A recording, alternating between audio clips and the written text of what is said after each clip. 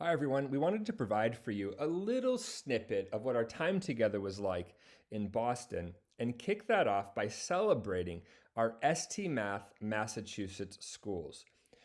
Our partnership has allowed students not only to avoid a COVID slide, but overcome it. We are seeing incredible growth by students using ST Math. And that just speaks to the power of the partnership with Massachusetts. Part of what allows this to happen for so many kids at such scale is really diving into the question, how do we learn? And understanding behind the scenes what's going on. We're going to illustrate the answer to this by way of a little joke.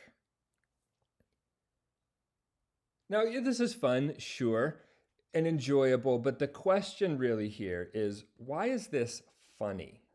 The answer to that question is surprisingly related to how we learn. This is what the underpinnings of that look like.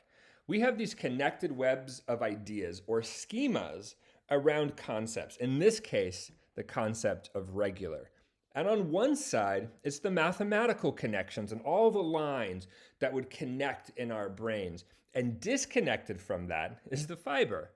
And the joke is just making an enjoyable way for you to build the connection between these otherwise unrelated ideas, and the human brain enjoys it. Learning follows a very similar model. We want students to be building these connected webs of ideas. And like learning, the joke would have lost all meaning if we had to transfer the punchline.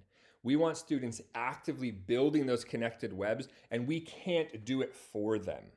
Even reading a book or rereading it doesn't improve long-term retention because textbooks are trying to solve the transfer of information from the author's brain to ours. Even when textbooks are highly visual, the passive nature of reading and absorbing is still holding learning back.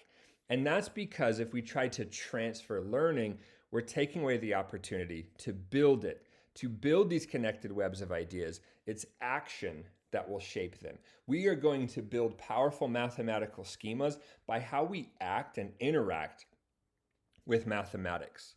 So the question then is, what is it about action that we can't illustrate or explain or demonstrate our way into for students? We're going to demonstrate that with a little example of a game, Big Seed. You flip the pieces around, you sometimes change their colors, but because you're not told what to do and you have to figure out how to fill the empty space on the grid, you will figure out for yourself what's working or not, and the feedback is going to tie that all together. That demonstrates that formative mistake making is a critical component to learning.